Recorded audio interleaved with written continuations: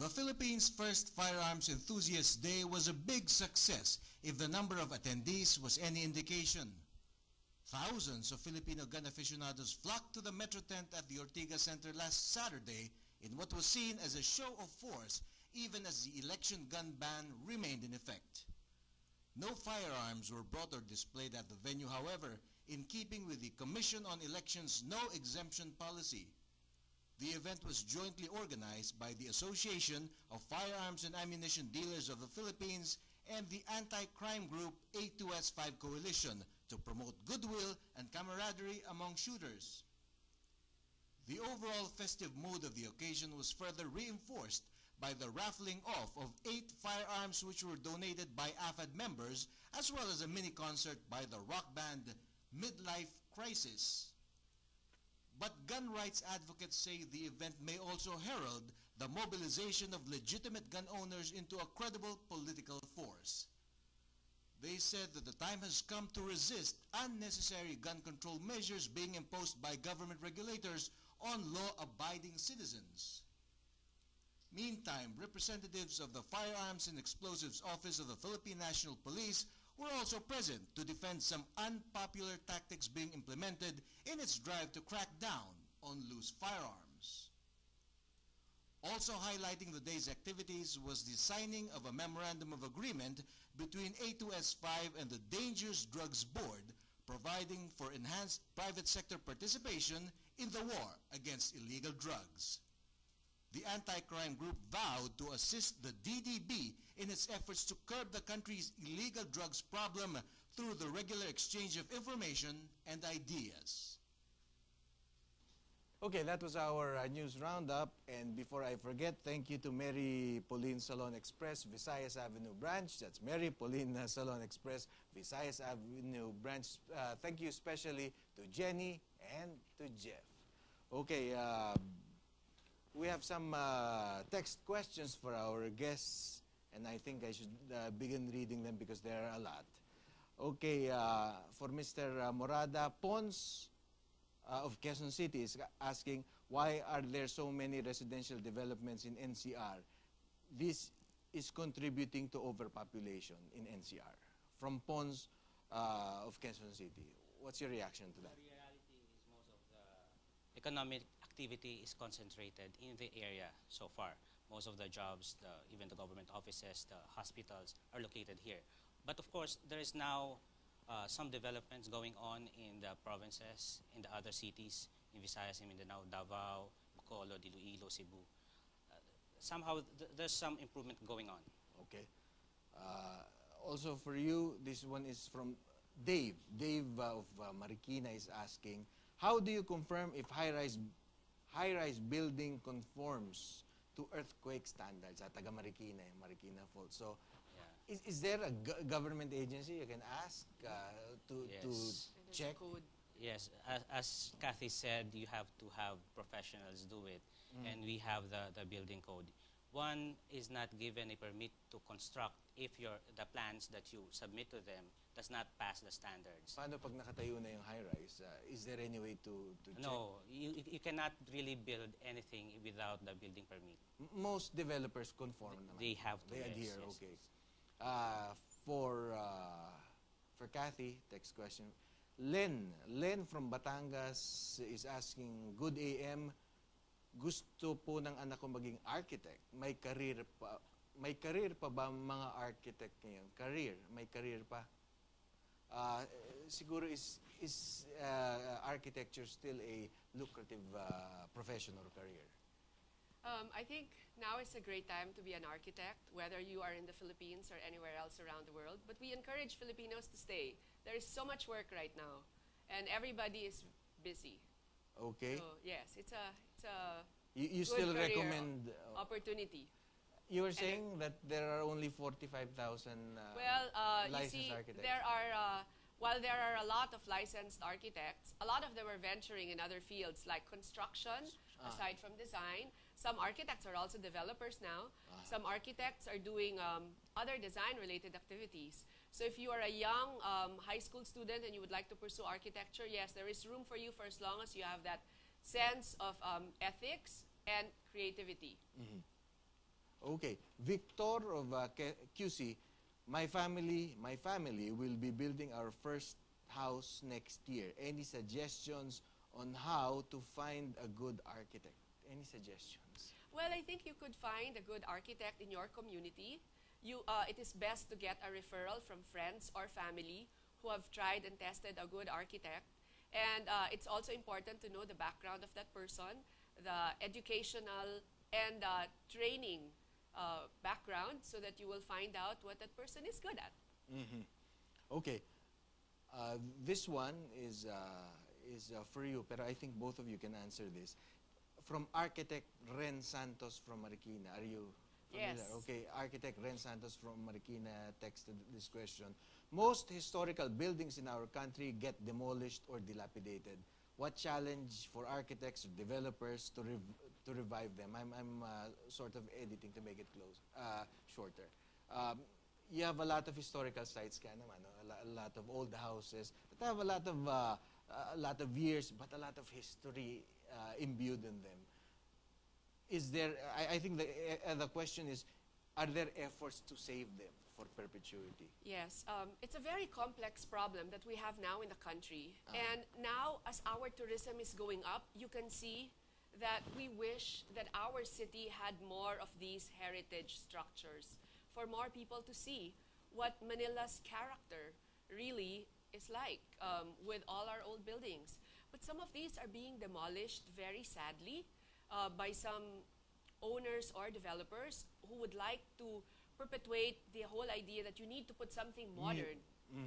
However, you look at other countries like Singapore, or even in Europe for that matter. They value the old. They value heritage. And I value what New San Jose has done in even putting together and piecing together old houses in their facility in Bataan. Tell us And something about how having people experience that again. Yes. Actually, my reply this is also an open invitation to everyone to visit the place. I cannot say so much about it. I would like everybody to experience seeing it, going to the place and touching how the buildings were. Mr. Acuzar, this is his passion. He was into collecting antiques before, but later on he decided to collect to build houses. So he breaks down the old houses, Reassembles them. Yes, brick by brick, and he rebuilds it. Is it in his, really possible to have the spirit, the aura of the old house? You'll be surprised. Yes. It looks old. It looks old. Some parts, of course, were repaired, and we have artisans who have mastered the skill of how the original houses were built, even the construction methodology during the Spanish times. If you have old pictures, siguro, you can use them, no? Yes. Okay, yes. so is there interest in that? This is my question. And, you know, do Filipinos value the art and the architecture? Well, Is it, for both of you? I think going back and kind of circling into that first question by architect Ren Santos, who is also a good friend of mine, it is important for everybody, not just developers, but also end users, to think that if you have an old facility, an old house, you could actually reuse even that old commercial building in Avenida and retrofit it into a modern adaptation. It's called urban reuse, adaptive reuse.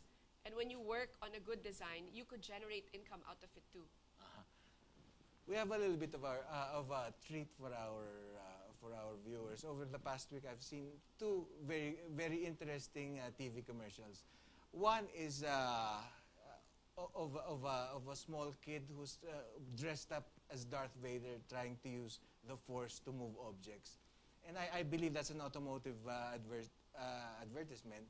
And his father starts the car using a remote control, and the kid feels or believes that he was able to use the Force to turn the car on. Anyway, you have to see it to appreciate it. And there is another one done locally about guns, about responsible use of guns. We have that clip with us right now.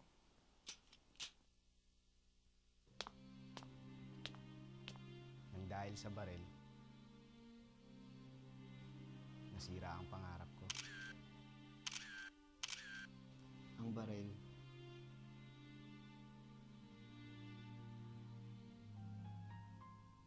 Ayad lang sa aking mga pangarap. Ang baril.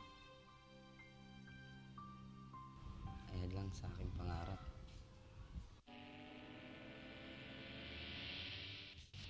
Ang pangarap ko, karnapin ang kotse mo. Ang pangarap ko, pasukin ang bahay nyo. Pangarap ko, gasain ka't patayin.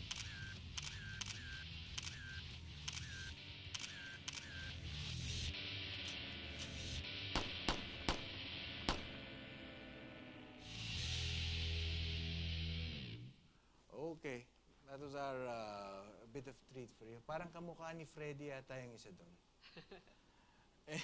Anyway, we have a few more questions for you before we wrap up. This one is from No Name. Anyway, next time please text us your name. Should we be concerned, Ray, the location if the house vis-a-vis the fault line for both of you? Yes. We have to understand that we are sitting in the belt, and the Philippines is prone Yes, not just to earthquakes, but also to a lot of typhoons, and henceforth a lot of flooding and a lot of rain. So it's important for you to select the location of your home. But does it matter if you're close to a fault line? I mean, we're all close to a fault line. If you live in Marikina, they may say, oh, malapit kayo sa fault line. Pero it's the same thing. If you live in QC or if you live in Antipolo, it's I can within answer that, yeah. a few kilometers lang, Yeah. di ba? Earthquake seismic design is important, and when you work with your Okay. architect and engineer, they will know how to do that. How do you design a house, or even a commercial building, or a high-rise? And we know that there was a recent earthquake in the Philippines, in Metro Manila, and Can you all the earthquake-proof buildings a house? rolled with it. So, right? And Dennis here is Dennis. a civil engineer also Yes. from UP Diliman, and he knows that. Okay. There are current technologies now available, and we are applying it to our buildings. That's why we are bold enough to build high rises. We see now buildings rising 40, 60 floors in Makati, and that is not too far away from the fault lines. Just make sure, though, that it does not sit exactly on the fault line. And we may know, and we are quite protected with that, because aside from the building permits, you have locational clearances issued by the local government. Just don't build directly on Yes. top of it. They make sure that Because we're you all do in the not peripherals of it anyway. There build is on a it. Yes, distance. yes, yes. There is a safe distance within that allows you to have that kind of border of safety and security. So, and developers also are aware, building officials are aware. Because the fault line is the subduction zone, Correct. where the two tectonic plates sort of Meet. have the Yeah. pressure. Yes. I watch a lot of TV, so anyway, Jean from Project 8. I think this is just right for you. Kinda curious with the ROI for condo as an investment. The ROI, again, I will point to location. If there is big demand in the location that you choose, then there will be a return of investment. Again, it is about demand. If you choose to buy a condo where there are not many people who want to live there, then nobody will rent the condo that you buy. Say, go to Makati, go to where the schools are, then probably you will have a return in investment. Very briefly, Dennis, tell us something about your parting shots and what's the latest with NSJB. Yes. We are into mixed-use development. That is, we are now designing products for the lifestyle. So it has to be everything. It's not just where one should live, but one where will sleep, but where they will shop, they will go to school, where they shall work. And everything has to be integrated. It's no longer 2 plus 2 is equal to 4. It is more than the sum of parts. Your parting shots, any tips, advice for those who want to buy their place? Well, I would suggest for Filipinos who are just buying their first place to stick to their budget, do not overextend, and know fully well that you can expand, that you can decorate, that you can embellish it as time goes on, and you don't really need to put everything that you want in one piece in 1 month. So give it time. Let it grow. As your needs grow and expand, Like a so plant. will your home. Okay. I can see from this that the viewers, you guys are interested with this topic, so we will do a part 2 of the real estate thing. Anyway, we hope today's show gave you some useful and potentially life-changing ideas in the internet. Our website, www.practicalbusiness.tv, and please